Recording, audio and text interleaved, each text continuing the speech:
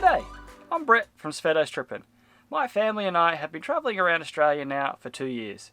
In this video, we're going to have a look at the question, how much does it cost to travel Australia? When we were first planning to travel around Australia 3 years ago, there seemed to be a general consensus that it was going to cost you around 50k a year or 1k a week. I feel like that number is now well out of date, but more than that, there is no one-size-fits-all answer to this question. Everyone's lifestyle is different, so everyone's expenses are going to be different.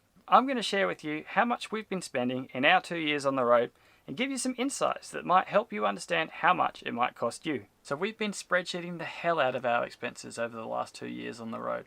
So that means we've got a pretty good data set to look at and assess just how much it costs to live on the road in Australia. What we're going to do in this video is run through a list of our expenses, starting with the most expensive. So let's get straight into it, starting with food. For us, as a family of 4, our food bill is our biggest expense, especially when our 8-year-old daughter eats like a bulking bodybuilder. Honestly, she legit eats more than me. In our first year, our food bill was $15,950, averaging $305 a week. In our second year, we spent $19,800, averaging $380 a week. You can see that the rising cost of living is definitely affecting our budget here. The average price of groceries has gone up about $1 or $2 per item since we got on the road. I'm not going to spend a lot of time on food because it's an expense that's going to be pretty similar to what you're currently spending at home. But here's a few quick tips that we use to help reduce our costs on the road. If you're going remote, stock up while you're still in major towns. The price of groceries will skyrocket when you head remote. Don't be afraid to spend over $1,000. Trust me, it's going to save you in the long run. A vacuum sealer is a solid investment. There's no way that we'd fit these bulk shops into our small little caravan without a vacuum sealer. It also helps the food last a bit longer too. Don't eat out too often. It's very tempting to eat out a lot when you're on the road. We fall into this trap in particular on travel days, and that's something that we're trying to work on in the future. Accommodation. Our number 2 expense on the road has been accommodation. In our first year of travel, we spent $12,805 a year, averaging $250 a week. In our second year, we've been able to cut costs down to $6,830 a year, averaging $130 a week. This is where we've been able to save the most money between our first and second years. Look, to begin with, we were complete rookies. We spent our first 3 months in caravan parks because we were scared of free camping, and caravan parks are expensive.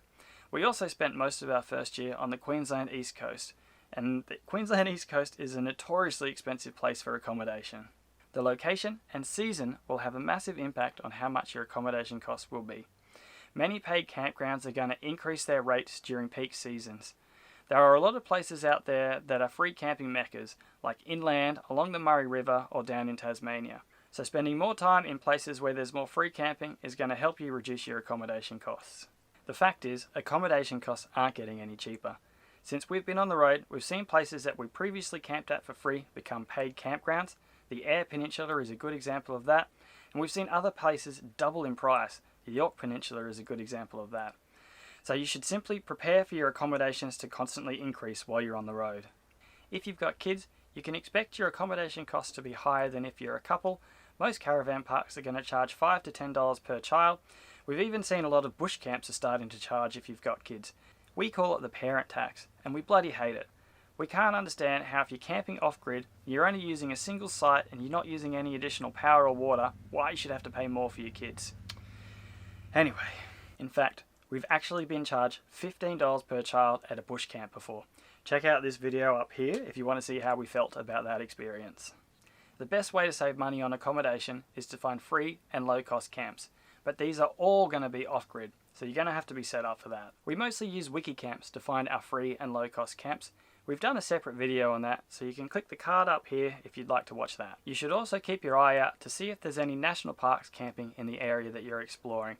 They're always going to be cheaper than a caravan park.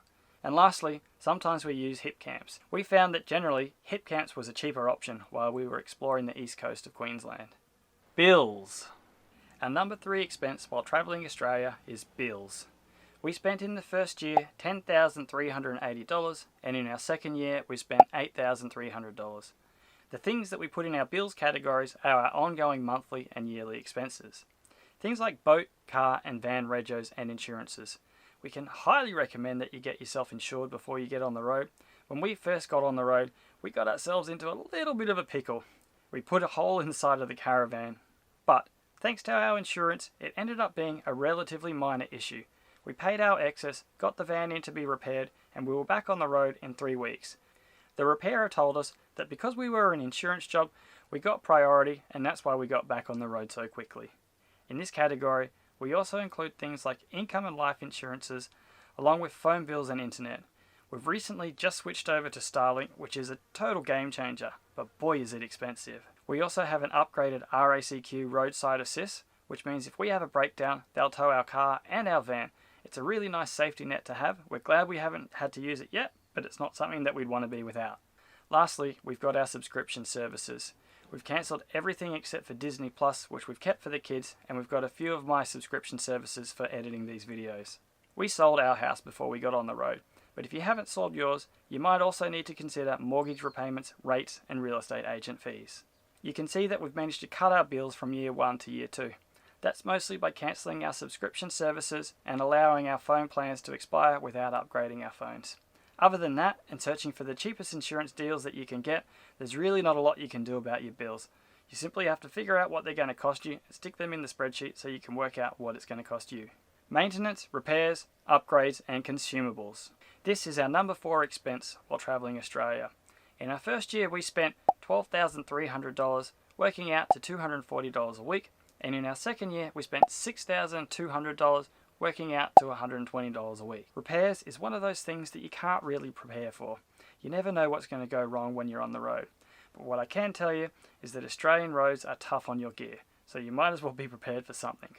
We've done an engine mount, we've broken the swing arm on the Caravan, our canopy's just about fallen apart, we've had to replace our van and car tyres, and countless other small minor issues.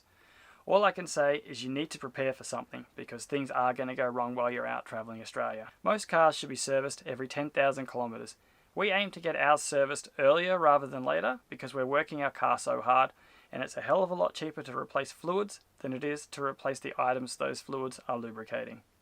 For car servicing, we choose to go for Repco authorised service agents. They are a little bit more expensive, but we know that they're trained to a high standard, and they also warranty their work across Australia. We have had instances where things went right, and another service agent, thousands of kilometres away, sorted it out for us, no problems or questions asked. Caravans should also be serviced every 10,000 kilometres, but with caravans, it's a lot harder to find a decent service agent. We've had some shocking jobs done. I'm not going to go into any details, but you definitely want to be doing your research when you're looking for a caravan service agent. Our advice would be to jump online and read their reviews, and try and make your bookings a couple months in advance, because the good ones are often booked out. We've also included under this banner consumables like gas bottles, toilet cassettes and that kind of thing, and any upgrades that we've made like adding in an additional lithium battery. You just can't plan for everything on the road, so I think just using our values for repairs and maintenance is probably a pretty good place to start. You'd be pretty unlucky if you've had to spend more than we have. Fuel! Fuel. It's the one expense that you can't avoid, and it's also the one expense that's gone up the most since we got on the road. In our first year on the road, we spent $6,650 on fuel, averaging $130 a week. In our second year on the road, we spent $11,060 on fuel, averaging $210 a week. When we first started travelling Australia, fuel prices were averaging about $1.30 a litre. They're currently averaging $2.10, but recently we've been paying as much as $2.40, and that's in urban areas. You wait till you get remote and see how much fuel is costing at the moment. So yeah, the price of fuel is definitely hurting our budget. But like most things, you really need to consider your own circumstances to figure out how much fuel is going to cost you. How fast you travel and how much your fuel consumption rate is also going to have a big impact on your fuel costs. We aren't travelling like a traditional big lapper. We've been on the road now for 2 years, and this is what our map is currently looking like. If you're planning to do a big lap of Australia in a year, you're most likely going to be doing a lot more kilometres than us. So what you need to do is sit down and have a think about how many kilometres you're going to be averaging per week. Also, as far as caravan rigs go, we aren't particularly big. We're averaging around 18 litres per 100 kilometres, but I've met plenty of families out there in bigger rigs who are spending 30 litres per 100 kilometres, and in some cases even more than that. If you don't like to do your own maths, we use an app called Fuel Map. I'll put a little link up to a video that we've done that shows you how we use that map. But once you figured out what you're expecting to do in kilometres and what your fuel consumption rate is, you can then try and estimate how much you're going to be spending on fuel when you get on the road. Alcohol. Ah, alcohol. This one's going to be a fun one. Hey editor, can I get a drum roll? Thank you. In our first year on the road, we spent $4,970. So we were averaging $95 a week. In our second year, we've cut our alcohol costs down to $2,850, averaging $55 a week. Look, when you first get on the road, it feels like a big holiday and every day's a weekend. So you can expect that you're probably going to drink a little bit more than you do when you're at home. But we looked at what we were doing and we saw it as a bit of a problem. So we decided to try and drink less in the second year. In fact, this year I've given up alcohol for a whole year, so we're hopeful that our third year's alcohol budget is going to be significantly less again. So your alcohol costs are obviously going to depend on your own lifestyle and situation. All I can suggest is that you might want to expect them to be a little bit higher than you're used to when you're living at home. Activities. In our first year on the road, we spent $2,500 on activities, and in our second year on the road, we spent $2,500 on activities. So that averaged out at $50 a week. As you can see, our expenses hasn't really changed between our first and second year on the road, but our philosophy when it comes to activities certainly has. In our first year, we did a hell of a lot of little random cheaper experiences. You know, things that would cost you between $5 to $50. Things like small town tours, museums, little random zoos, things like that. But what we found on those cheaper experiences, that we were always left feeling pretty much ripped off, like we didn't get good value for money. Our new philosophy is to do one big thing per year. By big things, I mean the things that you're never going to forget. Things like going swimming with whale sharks or going out to see the horizontal waterfalls. Those are the things that you're never going to forget. And then every now and then we'll do a cheaper activity like a cave tour or an animal experience. But we do try and keep those things to a minimum. Luckily for us, just being in nature makes us happy. We love going for hikes, watching the sunset and just hanging out on the beach. Thankfully, those things are still free. We also carry a boat which we try and put in the water as often as we can rather than looking for experiences. I think activities and experiences is another thing that's really going to depend on your situation. If you've got kids, these things are going to cost you more. If you're just doing a big lap and you want to do all the big ticket items that you can do in Australia, you're going to have to expect that your activity budget is going to be significantly higher than ours. Medical. On our first year, we spent $700. In our second year, we spent $7,900. Medical issues is something that I probably would have included in our miscellaneous items, but unfortunately, our daughter has required some serious dental work, and it is expensive. So if I left it in the miscellaneous tab, it really would have skewed the data too much. But maybe you've got your own medical issues to consider, so if you do, you probably want to consider them and add them into your expenses spreadsheet. Miscellaneous. Our miscellaneous expenses is actually our number 5 expense, but I've just chucked it in here at the end because it didn't really fit into any particular category. Things that we include in our miscellaneous category are things like postage, haircuts, random fishing gear, firewood, just random things that don't really fit into any of the categories above. In our first year on the road, we spent $7,550 on miscellaneous items, and in our second year, we spent $10,930 on miscellaneous items. It's gone up in the second year because we bought a little bit of camera equipment to improve our YouTube videos. How much does it cost to travel Australia? So, overall for us, our first year on the road cost us $73,850. This averaged out to $1,420 per week. Our second year on the road cost us $78,210, which averaged out to $1,500 per week. As you can see, this is a fair bit more than the age-old adage of 1k a week or 50 grand a year. The cost of living since COVID has skyrocketed. But despite that, if you took out our daughter's dental issues, we actually would have spent less in our second year compared to the first year. So hopefully that shows you, if you take some of the advice that we've shared on board, you should be able to hit the ground running and hopefully reduce your costs on the road. I also think it's important to consider that we aren't just doing a big lap. We're living a caravan lifestyle.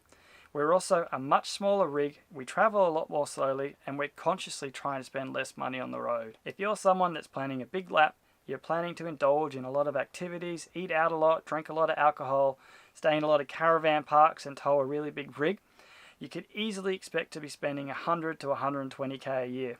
And to be honest, it wouldn't be hard to go well over that. I hope this video has given you some insights into what it might cost to travel Australia.